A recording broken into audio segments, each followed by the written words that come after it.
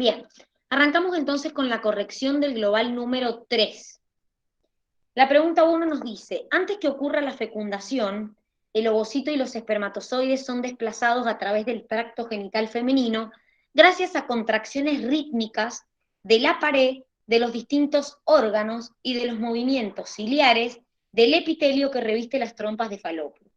¿Cuáles son las principales hormonas femeninas que, entre otras sustancias, estimulan y regulan la actividad muscular y ciliar que propulsa el desplazamiento de los gametos? Acuérdense que cuando el espermatozoide empieza a ascender, más allá de que tiene cola, el útero, la vagina, las trompas empiezan a hacer contracciones para favorecer ese ascenso del espermatozoide y por el otro lado el descenso del ovocito para que se encuentre. Entonces lo que pregunta acá es qué hormonas femeninas estimulan esas contracciones de la vagina, del útero, para facilitar ese ascenso. ¿Por qué me dice otras sustancias? Entre otras sustancias. Porque, por ejemplo, también las prostaglandinas del semen favorecen esas contracciones. Pero no es lo que me preguntaba acá. Acá me preguntaba hormonas liberadas por la mujer que me permitieran las contracciones de útero, vagina, para facilitar el ascenso del espermatozoide. ¿Cuál es el tema acá? Que en vez de decirme progesterona, oxitocina, no sé, estrógenos, folículo estimulante, me lo daba vuelta, me lo enroscaba. Entonces eso es lo que resultaba confuso. Pero la realidad es que si yo tengo en claro cuáles eran las dos hormonas que me estimulaban ese proceso, podía hacerlo por descarte. Porque, por ejemplo, me dice, hormona glucoproteica liberada por la adenohipófisis, que estimula la secreción de testosterona en el hombre, y hormona esteroidea ovárica, que mantiene las características sexuales secundarias en la mujer. Vamos por partes. ¿Cuál es la hormona esteroidea ovárica que mantiene las características sexuales en la mujer? ¿Qué hormona es esa?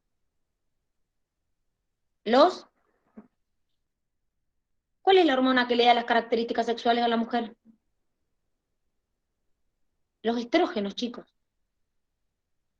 Los estrógenos son los que a las mujeres nos permiten el ensanchamiento de la cadera, el crecimiento de las mamas, que es lo que conocemos como características sexuales secundarias. O sea que la segunda parte de la consigna hacía referencia a los estrógenos. Y la primera parte de la consigna me dice que es la hormona que estimula, me dice que es una hormona hipofisiaria, que estimula la secreción de testosterona en el hombre, que es una hormona glucoproteica que estimula la secreción de testosterona en el hombre. ¿Qué hormona es? ¿Qué hormona te La estimula? FSH. A ver, ¿cuál es la que te estimula en el hombre la secreción de testosterona? ¿La FSH o la LH? ¿Cuál estimulaba la célula de LH. la LH? O sea que acá me estaban preguntando por, o la primera opción me decía, luteinizante y estrógenos. Claramente, ni la luteinizante ni los estrógenos me permiten las contracciones del útero y la vagina para que el espermatozoide ascienda. La nonapéptido hipotalámica, ahí está mal redactado. ¿Sí? Es como el nonapéptido hipotalámico liberado por neurohipófisis que se controla con reflejo nervioso, y la hormona esteroidea ovárica abundante en la fase secretora uterina y no en la fase proliferativa. Vamos por partes.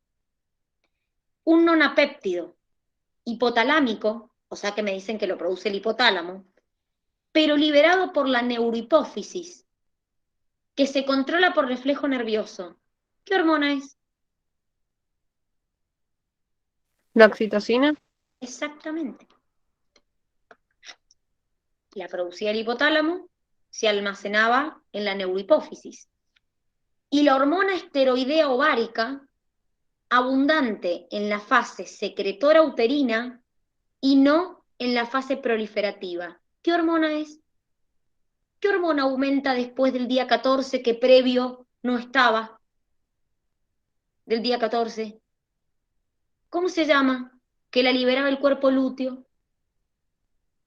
La progesterona. Exactamente, chicos. La opción B es oxitocina y progesterona, que son las que me estimulan estas contracciones uterinas para favorecer el justamente ascenso del espermatozoide, el descenso del ovocito. Es más, me aclara que en la fase secretora uterina es abundante y no en la fase proliferativa. La fase secretora está después del día 14. La fase proliferativa está antes del día 14. La hormona esteroidea ovárica, secretada por el cuerpo lúteo, que regula siempre por retroalimentación negativa, y la hormona glucoproteica liberada por adenohipófisis, que estimula la espermatogénesis en el hombre. ¿Qué hormona ovárica es secretada por el cuerpo lúteo? Porque el cuerpo lúteo producía dos. Que se regula siempre por retroalimentación negativa. ¿Qué hormona es? El cuerpo lúteo producía estrógenos y progesterona. ¿Cuál es la que siempre se regula por retroalimentación negativa? La progesterona, chicos, porque el estrógeno se puede regular por retroalimentación positiva o por retroalimentación negativa. Acuérdense que el estrógeno en baja y en alta concentración actúa distinto.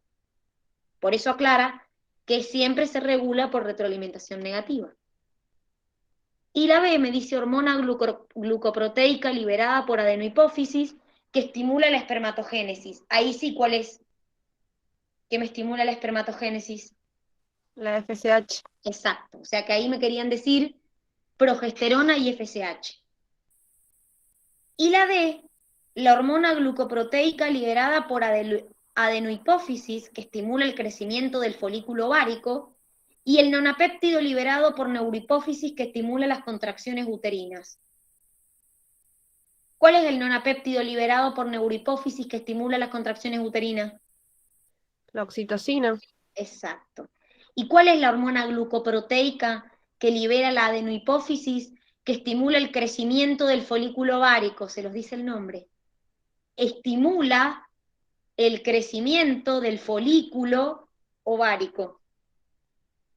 La folículo estimulante, la FSH. O sea que la opción D me decía FSH y oxitocina. En conclusión, las dos hormonas que permiten esta contracción son progesterona y oxitocina. Los compuestos orgánicos representan la mayor parte de los sólidos de un organismo vivo. En ellos el carbono es el constituyente obligado. Con respecto a dichos compuestos orgánicos que forman los seres vivos, ¿cuál opción considera correcta? Los disacáridos y polisacáridos se forman por reacciones de condensación, en las que las unidades de monosacáridos se unen en forma iónica con la eliminación de una molécula de agua. De forma covalente se unen. Muy bien, pero sí es verdad que se unen por reacciones de condensación y que en esa reacción se eliminan moléculas de agua. Eso es verdad. En solución acuosa, la glucosa existe en sus formas alfa y beta. Acuérdense cuando estaba la glucosa en forma de anillo, no lineal, sino en forma de anillo. La diferencia entre estos dos anillos es la posición del grupo hidroxilo unido al carbono 1. En la primera, o sea, sería en la alfa, está por encima del plano y en la última, por debajo. Era al revés. Es al revés. En la alfa está por debajo y en la beta está por encima. La celulosa está formada por monómeros de glucosa beta unidos por enlaces 1,4 y sus grupos oxidrilo forman puentes de hidrógeno entre vecinos dando por resultado la formación de haces de cadenas paralelas. Eso es correcto. Acuérdense que estos enlaces beta 1,4 son los que no podemos romper porque no tenemos la enzima, las enzimas. Entonces, por eso no podemos digerir celulosa. Los aminoácidos se unen entre sí para formar cadenas polipeptídicas, y luego los puentes de hidrógeno entre grupo amino y carboxilo tienden a plegar la cadena en una estructura secundaria, dándole forma globular o fibrilar. Era secundaria, creo. ¿La secundaria cómo era? ¿Cómo era la secundaria? Era alfa hélice o beta plegada. La globular es la estructura terciaria de la proteína. Acuérdense, la primaria es la secuencia de aminoácidos. La secundaria es cuando puede tomar una forma de alfa hélice o beta plegada. La terciaria es la globular y la cuaternaria es cuando se unen dos cadenas polipeptídicas o más. Seguimos. Esperen que se trabó todo. Ahí está. Dice, en los ratones, el color negro del pelaje es dominante sobre el color blanco. En otro gen, un anhelo dominante A produce una banda amarilla debajo del extremo de cada pelo en los ratones con pelaje negro. Esto le otorga un aspecto jaspeado conocido como agutí. En los ratones con pelaje blanco, tanto la presencia del alelo dominante como del alelo recesivo produce ratones completamente blancos.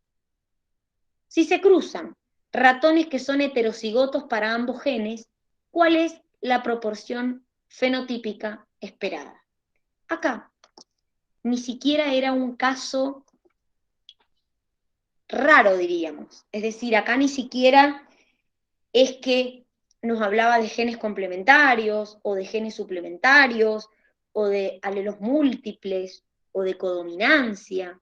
Esto era un problema normal, común y corriente, que tenía sus excepciones. Por ejemplo, fíjense, el color negro domina sobre el blanco, y el alelo A dominante produce en los que tienen, en los de pelaje negro, un aspecto que se llama agutí. En los de pelaje blanco, el alelo dominante A, tanto como el alelo recesivo, te genera ratones completamente blancos. Y se dice que se cruzan dos heterocigotos para ambos genes. Entonces, color del pelaje. Negro domina sobre blanco. Pero a su vez, en ratones negros, el alelo A les pone una banda amarilla, que se llaman agutí, pero en ratones blancos no. En ratones blancos son totalmente blancos si esto está presente. Y los ratones blancos, si están con el alelo recesivo, son totalmente blancos. Igual, en criollo, el ratón blanco, tenga el alelo dominante o el alelo recesivo, va a ser blanco igual. Me dice que se cruzan dos heterocigotas para ambas características. Fíjense, acá están los heterocigotas. Obtuve las gametas. Acuérdense que las gametas se obtuven con la famosa distributiva, y me fui a hacer el panet. Entonces, lo primero que yo hice es distinguir los que son negros de los que son blancos. ¿Por qué? Porque el blanco, sea blanco con dominante o blanco con recesivo, perdón, igual quedaba blanco. O sea que la diferencia estaba en los ratones que eran negros.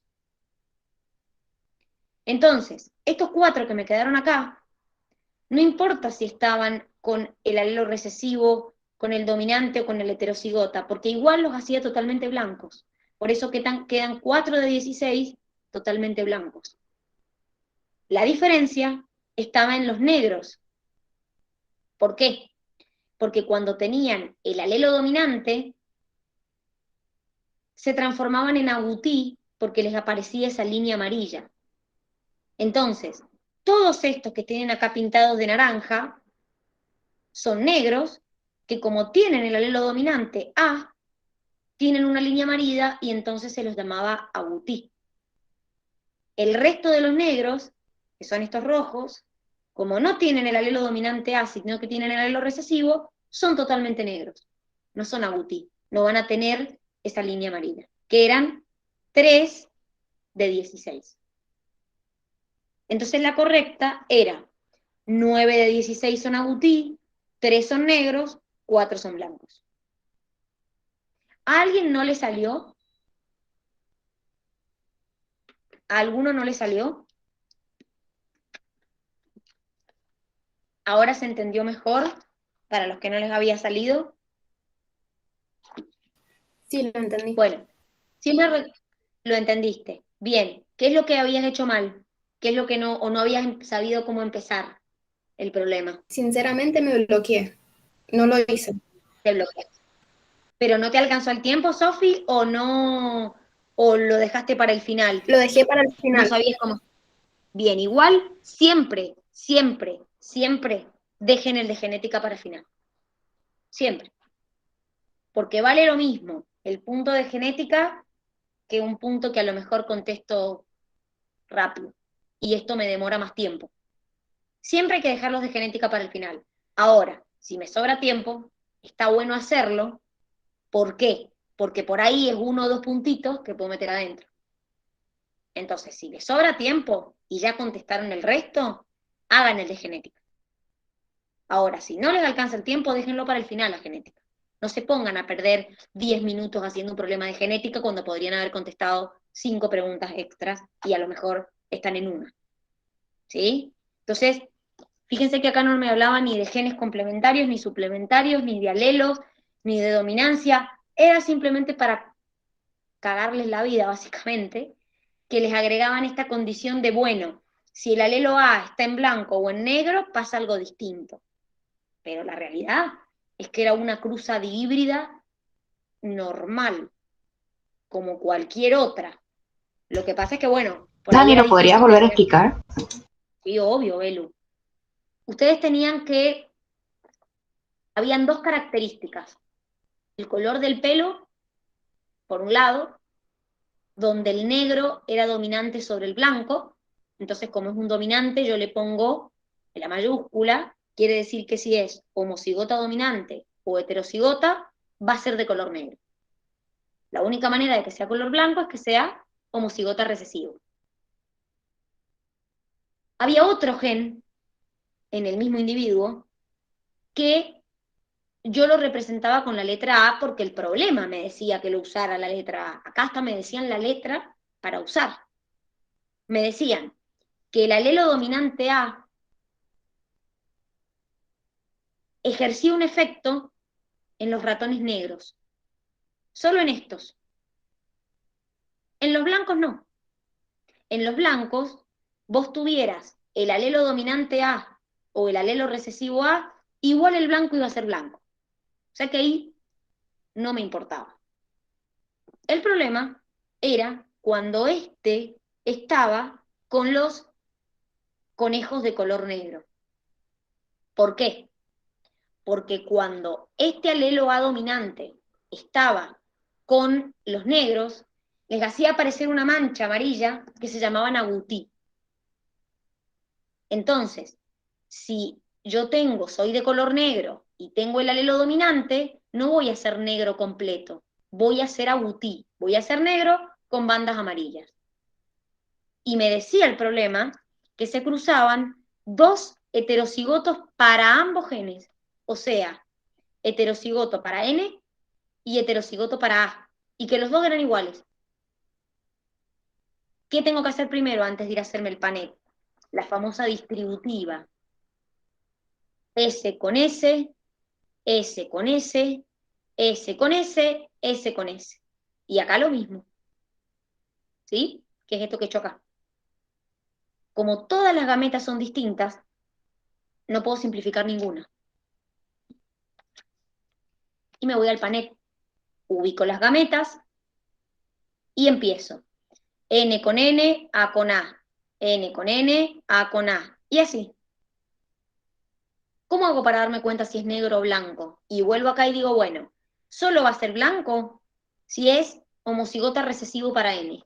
Me fijo, ¿cuántos tengo? 1, 2, 3, 4. Estos 4 son blancos. ¿Me influye que tengan el alelo A dominante? No, porque el problema me aclara que en los blancos, si tengo alelo dominante A o alelo recesivo A, igual es completamente blanco. Entonces estos 4 son completamente blancos. El problema estaba en los que eran de color negro, en los ratones de color negro. Todos estos son negros, los naranjas y los rojos. ¿Por qué? Porque son u homocigota dominante u heterocigotas. ¿Cómo me doy cuenta? Me decían que si tenía el alelo dominante A, era agutí, era negro, pero con una banda amarilla. Entonces, con al menos un alelo dominante A, yo ya tengo la banda amarilla. Todos estos tienen banda amarilla, este también, este también, este. Estos son negros, pero no tienen el alelo dominante A. Entonces son completamente negros. No van a tener esa mancha amarilla, porque tienen el dominante de N que los hace de color negro, pero no tienen el dominante de A. Entonces son completamente negros. ¿Se entendió, Belu? Sí, Dani. Bien, buenísimo. Vamos con la 4. Dice, el sistema inmune innato o inespecífico puede hacer reconocimiento de patógenos. Respecto a esto, marque lo correcto. La respuesta inmune innata reconoce específicamente los patógenos, ya que tiene como característica la memoria inmunológica. Esa es la adaptativa. Muy bien. La innata no es específica, ataca cualquier cosa, y no tiene memoria inmunológica. Por eso no tengo linfocitos B y T memoria, que son de la adaptativa. Los patógenos tienen en su superficie patrones de reconocimiento asociados a patógenos. ¿Cómo se llamaba lo que tenían los patógenos en la membrana? PMAP, patrón molecular asociado a patógeno. Es decir, esto, patrón molecular asociado a patógeno, no lo tiene la célula del sistema inmune, lo tiene el patógeno en su membrana.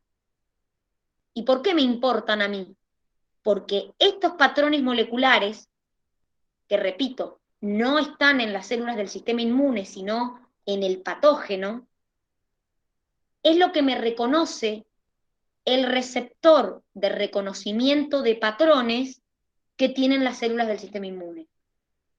Por ejemplo, el neutrófilo tiene receptor de reconocimiento de patrones que detecta en el patógeno que entra patrones moleculares asociados a patógenos.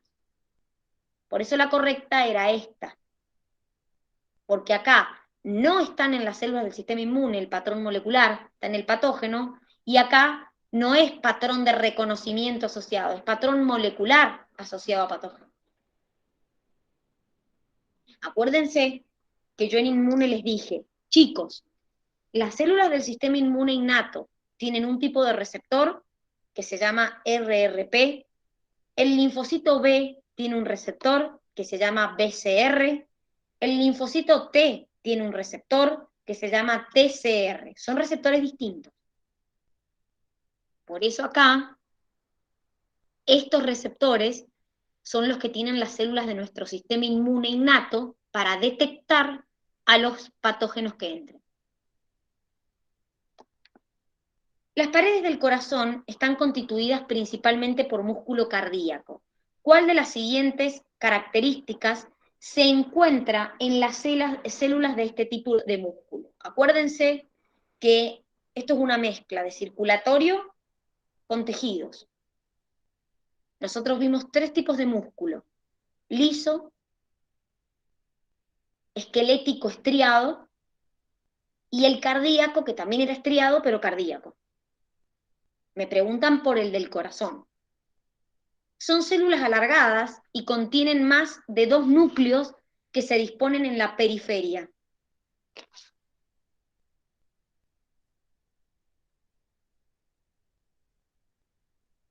Ese no es el estriado. El que tiene células, en realidad me preguntan por el cardíaco. En este caso, lo que está mal es que las células cardíacas son mononucleadas. Las células esqueléticas son multinucleadas. O sea que tampoco sería la esquelética. Sus células están organizadas en 2 capas, una externa longitudinal y una interna circular, que pueden contraerse alternativamente. En el corazón, ¿cómo era la capa de músculo? ¿Cuál se llamaba la capa de músculo cardíaco en el corazón? Miocardio. Y eran 2 capas, una externa longitudinal y una interna circular.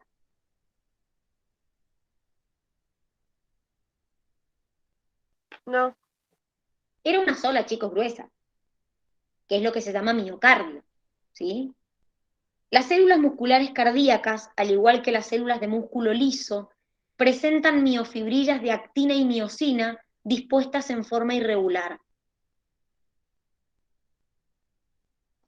¿Qué tiene incorrecto esto?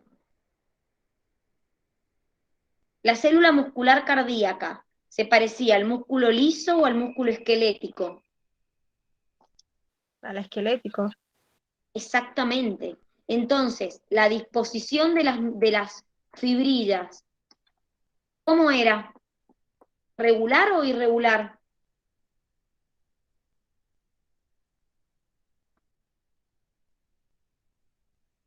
Acuérdense que en el músculo, cuando nosotros le llamamos a un músculo estriado esquelético o estriado cardíaco, le da ese aspecto de bandas. ¿Y por qué le da ese aspecto de bandas?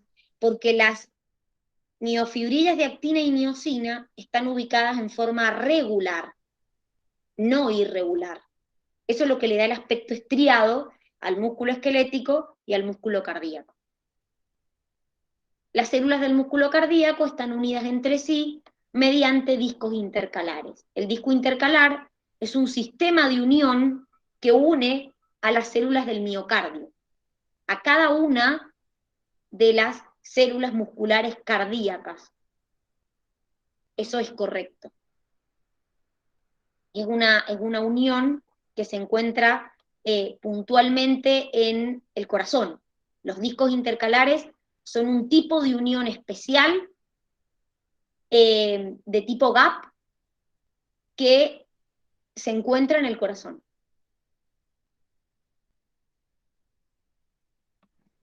El pasaje de sustancias a través de la membrana requiere de controles precisos para que la célula pueda mantener su homeostasis. En base a ello podemos decir que todas las proteínas se mueven libremente en la bicapa lipídica sin ningún tipo de restricciones para poder dirigir el tránsito celular.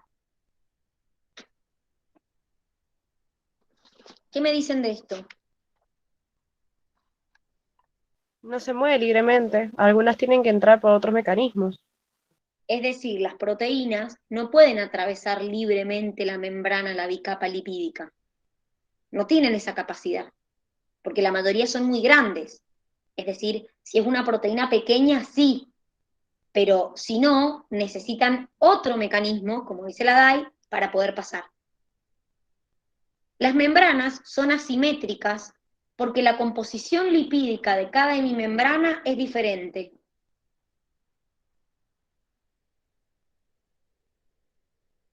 ¿Qué me dicen de esto? Para mí es asimétrica. Es.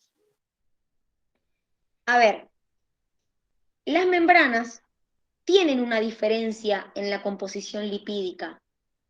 Porque, por ejemplo, en el tipo de lípidos, yo, por ejemplo, encuentro en la membrana en la cara externa de la membrana encuentro glucolípidos, por ejemplo, que en la cara interna no los encuentro. O sea que no es exactamente idéntica la composición, porque, por ejemplo, en la cara externa encuentro glucolípidos, glucoproteínas, que en la cara interna no hay.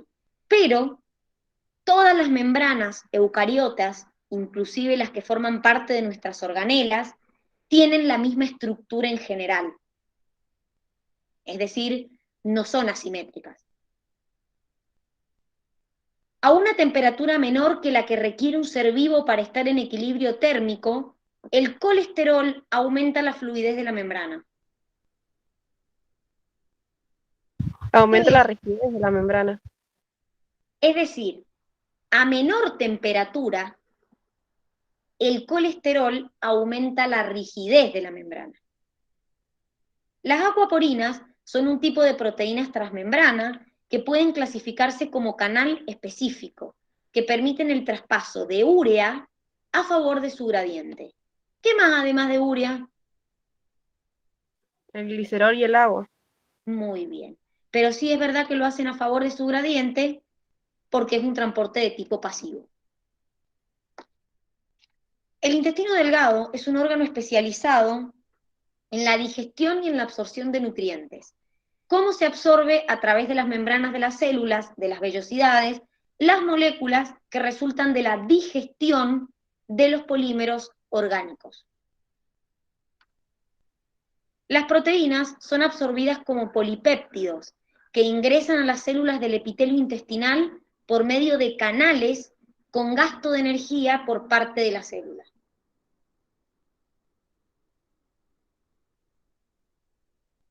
¿Qué tiene de incorrecto esto?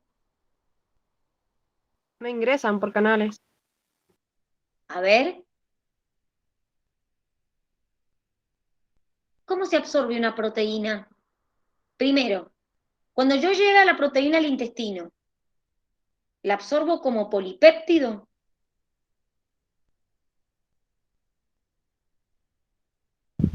No, la van a transformar en dipéptido y después aminoácidos.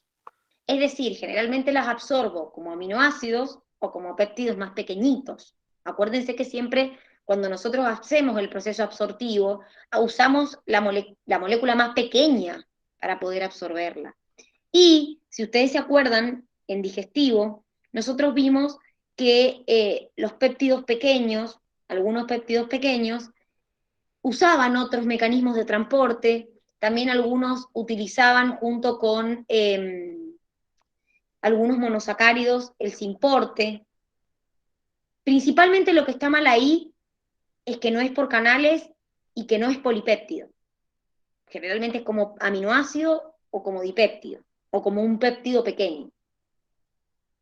Las moléculas de fructuosa, que resultan de la digestión de glúcido, son absorbidas a través del epitelio intestinal por transporte facilitado. Eso es recorrecto. Las grasas atraviesan las membranas de las células del epitelio intestinal por difusión, ingresando como partículas llamadas kilomicrón. ¿Qué me dicen?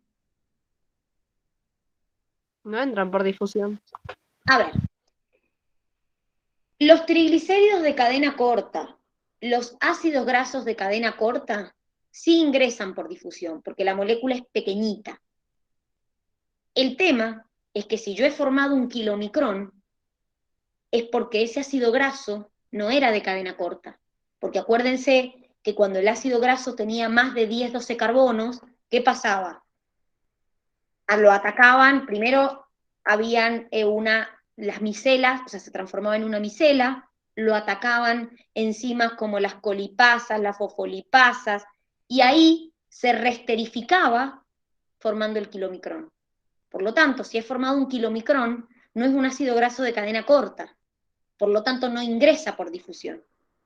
¿Se entiende? Los ácidos grasos de cadena corta, los triglicéridos cortos, sí, pero si me está diciendo que formando un kilomicrón es porque no era un ácido graso de cadena corta y entonces ya formó un kilomicrón, entonces no entra por difusión. A nivel del epitelio intestinal, las moléculas de glucosa y galactosa procediente de la digestión de los glúcidos son absorbidas por ATPasas transportadoras, ¿Cómo se absorbía la glucosa y la galactosa? Se los dije recién al transporte. Por transporte facilitado. Lo hacían por un simporte con sodio. Muy bien, exactamente. Lo hacían por un simporte con sodio. Así lo hacían. Está perfecto. Con respecto al metabolismo lipídico, indique la aseveración correcta. La vía exógena hace referencia a los lípidos sintetizados por el propio organismo que son formados a partir del consumo de la dieta. Se contradecía la misma consigna. La vía exógena, que justo acabamos de nombrar, que nos menciona los kilomicrones, hace referencia a los lípidos que ingerimos con la dieta, no los sintetizamos nosotros. La vía exógena es donde en el intestino se formaba el kilomicrón, esa es la vía exógena. El kilomicrón pasaba primero al capilar linfático, después del capilar linfático lo atacaban las lipoproteín lipasas, se transformaba en kilomicrón remanente y recién iba al hígado. Pero si es exógena, no lo sintetiza el propio organismo. La vía endógena corresponde a los lípidos provenientes de la dieta, que luego de ingresar al hígado pueden resintetizarse formando sales biliares. Bueno, la vía endógena no es el que proviene de la dieta, es el que sintetiza el organismo.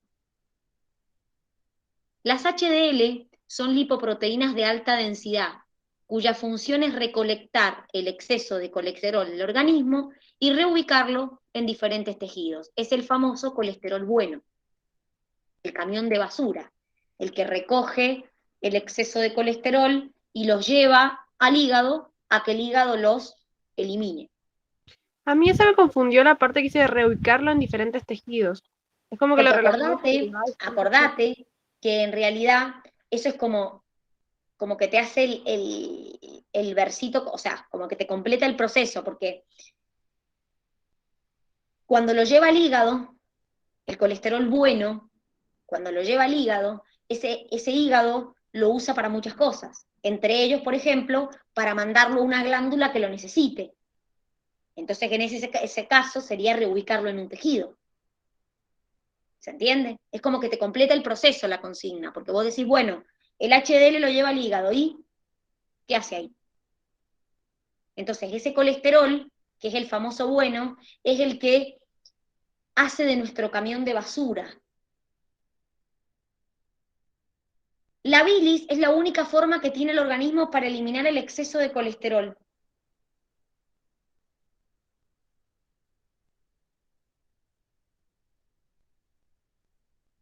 ¿Qué me dicen?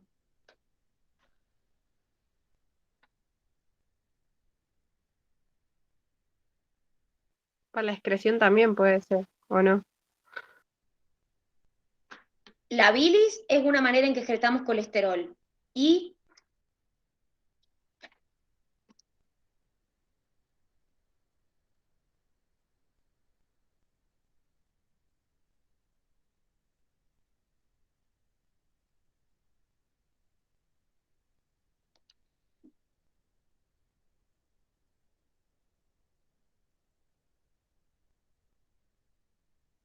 acuérdense, chicos, que cuando yo tengo exceso de colesterol, el colesterol también puede ir a una glándula que lo necesite, puede ir a un tejido como reserva energética, ¿se entiende? Y además, como dice la DAI, también hay parte de colesterol que yo elimino por la orina.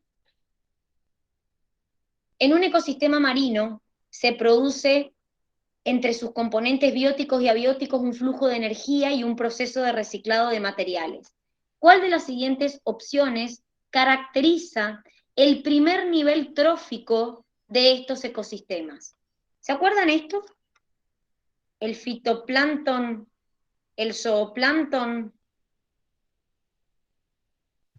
Yo sí, pero ahí me confundí eso de primer nivel trófico. Bien, ahora vamos. ¿Cuál es el primer nivel trófico en eso? ¿Cuál sería el primer nivel trófico en esa cadena? Que el fitoplancton agarra el dióxido de carbono inorgánico. Eso sería el primer. Bueno, el primer nivel trófico entonces es el fitoplancton.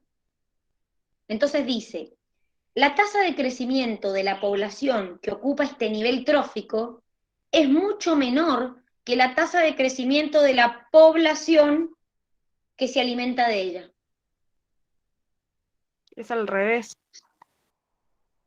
Es decir, el fitoplancton, que es el que está en el primer nivel, tiene mucho más tasa de crecimiento que el zooplancton, que es quien se alimenta de ella. La B me dice, este nivel está ocupado por el zooplancton, ya ni sigo leyendo, dice que tiene una biomasa mayor que la del fitoplancton. Acuérdense que esto es al revés. El fitoplancton tiene más biomasa que el zooplancton. Entonces, el fitoplancton tiene más tasa de crecimiento y el primer nivel es ocupado por el fitoplancton. En ecosistemas de las profundidades oceánicas, este nivel está ocupado por bacterias detritívoras, productoras de compuestos inorgánicos.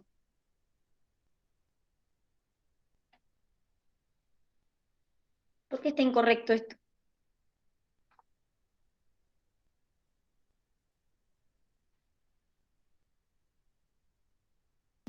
¿No era la que los descomponía? Es decir, el fitoplancton, chicos, está formado por diatomeas, clorófitas, que son algas, algunas cianobacterias, también puede haber algún otro organismo tipo alga. No está formado por bacterias detritívoras. Eso es incorrecto. Un factor limitante de la productividad primaria neta de este nivel es la disponibilidad de elementos minerales esenciales. Acuérdense que el agua es muy pobre en elementos minerales. Entonces, claramente, es un factor limitante. No es lo mismo que en la Tierra. Esto, para el que no sabe dónde está, ya les digo, esperen que abro el apunte, ya les digo puntualmente en qué página está esto de la tasa de crecimiento, de la biomasa, porque está en una foto, es el epígrafe de una foto, que ustedes tenían las pirámides de biomasa, y en la foto salía, ya les digo en qué página, es en el cuadernillo de ecología, en la página número 62. Ahí sale esto que hemos estado hablando de el fitoplancton y el zooplancton, que tienen una imagen de una pirámide invertida, que es la típica pirámide del ecosistema marino. Suponga usted que una persona está entrando en insuficiencia respiratoria, lo primero que ocurre es la disminución de la presión de oxígeno y luego de cierto tiempo comienza a aumentar la presión de dióxido de carbono y disminuir el pH. Marque la opción que considere correcta como respuesta fisiológica a una acidificación de la sangre. Acá lo que me cambiaban en realidad era, por ejemplo, la C me dice disminuye la profundidad respiratoria. Acuérdense que en una acidificación la respuesta es hiperventilarse. O sea que hiperventilar significa que voy a aumentar la frecuencia y la profundidad respiratoria. Por lo tanto, la C y la A ya están mal, porque me dice disminuye, y es más, la B me dice aumenta la frecuencia y disminuye la respiración, o al revés, fíjense, la A me dice disminuye frecuencia y aumenta amplitud, la B me dice aumenta frecuencia, disminuye amplitud, la C me dice disminuye profundidad y aumenta levemente frecuencia. Cuando uno hiperventila, que es la respuesta que uno da ante una acidificación, aumenta tanto la frecuencia como la amplitud respiratoria. ¿Por qué? Porque pierdo dióxido de carbono, disminuye entonces la presión de dióxido de carbono y de esa manera retorno a la concentración de protones normal, por esta reacción que ustedes tienen acá. Esto lo vimos en respiratorio. Fíjense, cuando aumentaba la concentración de dióxido de carbono, la reacción se desplaza hacia allá. Cuando disminuía, la concentración de dióxido se desplazaba hacia allá. Si yo tengo una acidificación, tengo muchos protones. Por lo tanto, tengo que hacer que mi reacción se desplace hacia allá. Para que la reacción se desplace hacia allá, tengo que disminuir la concentración de oxígeno. Para eso es la hiperventilación. Para perder dióxido, perdón, la concentración de dióxido. Para perder dióxido, perder dióxido, perder dióxido. Por eso, cuando uno tiene una acidosis metabólica, la respuesta es hiperventilarse. Cuando yo digo hiperventilar, aumento no solo mi frecuencia respiratoria, es decir, respiro más veces en un minuto, sino que también aumento la amplitud respiratoria para perder más dióxido de carbono. Seleccione la opción que exponga las estructuras que se forman en el desarrollo del sistema nervioso en el orden correcto. Esto lo vieron en embrionario. Esto estaba relacionado con el desarrollo del sistema nervioso en el embrión. Acuérdense que esto pasa ya en el periodo embrionario. El primer sistema que se forma es el sistema nervioso. ¿Se acuerdan? Entonces me daban las estructuras, placa, pliegue, surco, tubo, pero en orden desordenado. Entonces acá está en el orden correcto para que ustedes se acuerden cómo era. Es decir, esta es la placa neural, acá acuérdense que estaba la notocorda, esa placa neural sufría un surco, ese surco se plegaba, se unían estos dos extremos y se formaba el tubo neural. Entonces, a partir de acá es de donde se va a formar mi sistema nervioso. Entonces, el orden correcto era la A. En un laboratorio de investigación se pueden emplear células eucariotas aisladas y mantenerlas en medios activos, cualquier cosa, y mantenerlas en medios artificiales de cultivo. Los siguientes gráficos representan resultados experimentales de estos cultivos. En B se le ha agregado colchicina y en C un virus. Entonces, es una célula eucariota que se le agregó colchicina y un virus. Es decir, al B se le agregó colchicina y al C se le agregó un virus. Y a esta no se le agregó nada. Son células que están haciendo procesos mitóticos. Miren acá cómo crece en el tiempo. Miren acá, perdón, cuando se agrega colchicina, ¿qué pasa? Y miren acá, acá le agregan el virus a esa célula. Acá se lo agregaron. Entonces ahora tenía que marcar lo correcto. En A indica que las células en mitosis mantienen estables la población celular a través del tiempo. En A, ¿es una gráfica estable?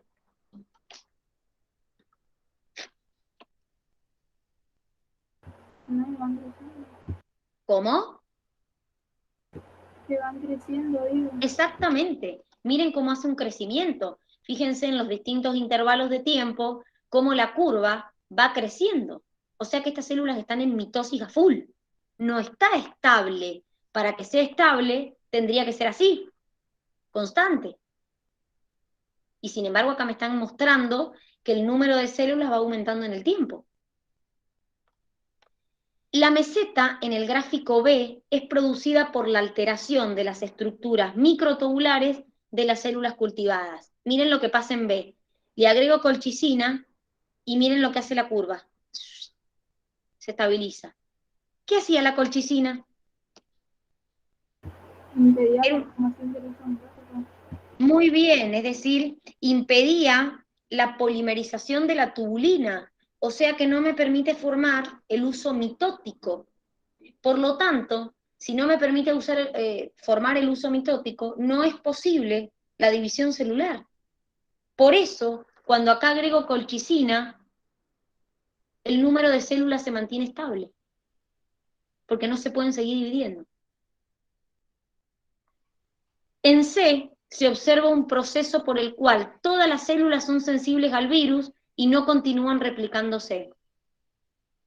Cuando yo agrego C, ¿todas las células se murieron? No, porque sube otra vez, o sea, se siguieron replicando. Exactamente. Hubo un montón de células que se murieron porque claramente bajó, pero acá hay algunas que resistieron al virus y empezaron otra vez a multiplicarse. Si esto hubieran sido todas sensibles, esto hubiera hecho y se hubieran muerto todas. Y no hubiera crecido más. El A indica que las células en mitosis reducen la población a través del tiempo. Claramente me muestra que las células van aumentando conforme va aumentando el tiempo. Es decir, que están en pleno proceso mitótico. En los organismos aeróbicos, la respiración celular es una de las vías centrales de su metabolismo. El ciclo de Krebs es una de las etapas de esta vía metabólica. ¿Cuál de los siguientes sucesos ocurre durante este ciclo? Cada giro del ciclo se inicia con la reacción de una molécula de acetil-CoA con el ácido cítrico para producir ácido glicólico. Es una mezcla de todo eso. Es decir, en el ciclo de Krebs se une acetil-CoA con ácido oxalacético para formar cítrico. No se une el acetil-CoA con el cítrico. La B me dice, en cada giro del ciclo, parte de los electrones y protones eliminados en la oxidación del carbono son aceptados por 4 moléculas de NAD que se reducen a NAD reducido. Por 3 moléculas de NAP. Por cada vuelta se formaban 3 moléculas de NAD. Por cada acetil-CoA que ingresa al ciclo, parte de la energía liberada en las reacciones de oxidación es utilizada para la reducción de 2 moléculas de FAD.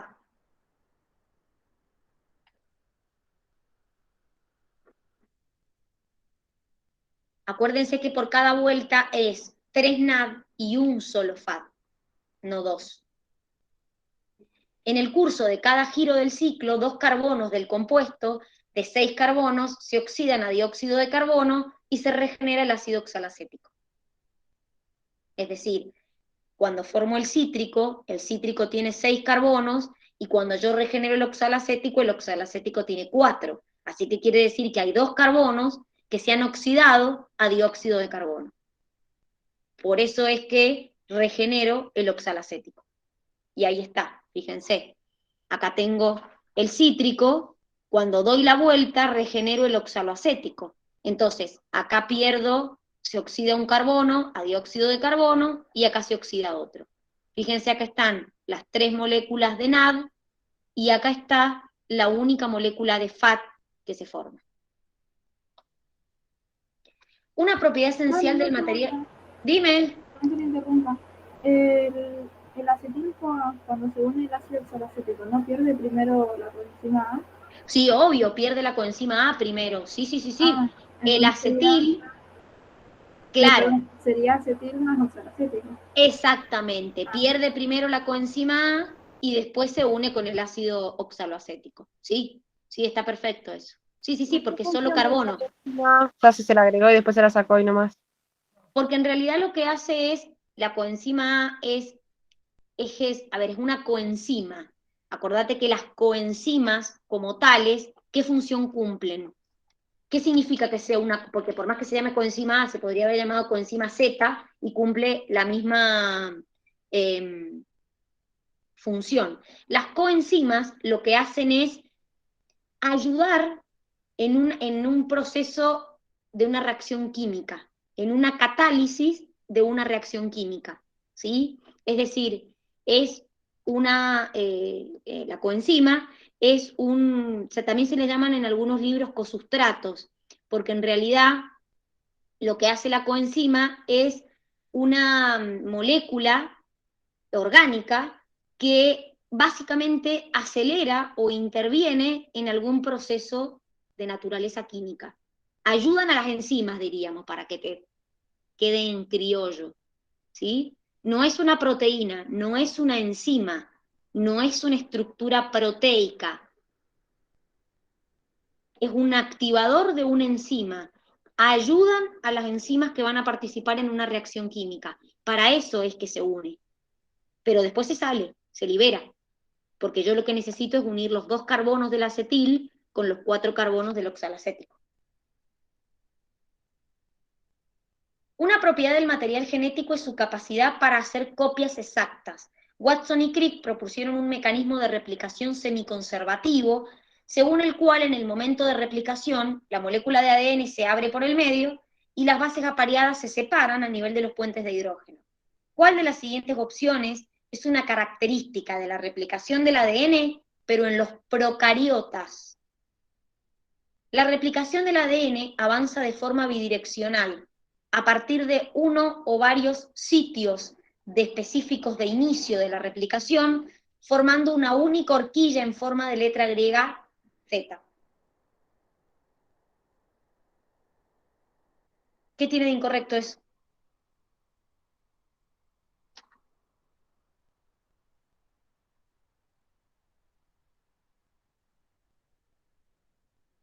Chicos, las células procariotas tienen un único origen de replicación, no tienen varios orígenes de replicación. Es una de las diferencias que tienen con la replicación del ADN en la célula eucariota. En la célula procariota hay un único origen de replicación. Para la síntesis del ADN se utilizan como sustratos nucleótidos que contienen 3 fosfatos. Eso es verdad. En cada ciclo de replicación, solo una de las 2 cadenas del ADN circular se utiliza como molde para la síntesis de la nueva molécula de ADN. No, es lo mismo que en nosotros. Por más que la molécula de ADN sea circular, las 2 cadenas sirven como molde, porque es una semiconservativa igual que la nuestra. Lo que pasa es que nuestra molécula es lineal y la de ellos es circular. La síntesis de ADN se inicia cuando la enzima ADN polimerasa, procariota, cataliza la unión de 2 nucleótidos sobre la cadena molde sin requerimiento de un ADN, de un cebador de ARN. La replicación es igual que en nosotros, con la única diferencia que ellos tienen una molécula circular en vez de lineal y que no tienen muchos orígenes de replicación, sino que tienen uno solo. Pero la ADN polimerasa que actúa en ellos también necesita un cebador como la ADN polimerasa nuestra. Es igual, en eso no cambia. Y también las 2 cadenas sirven como molde por más que el ADN sea circular, porque también es semiconservativa como nuestra replicación. ¿Ha quedado alguna duda hasta acá? Nos vamos a ir al recreo, nos tomamos 15 minutos de recreo y 5:15 nos volvemos a encontrar. Los veo en 15 minutos. Así seguimos con la corrección. Nos vemos en 15 minutos.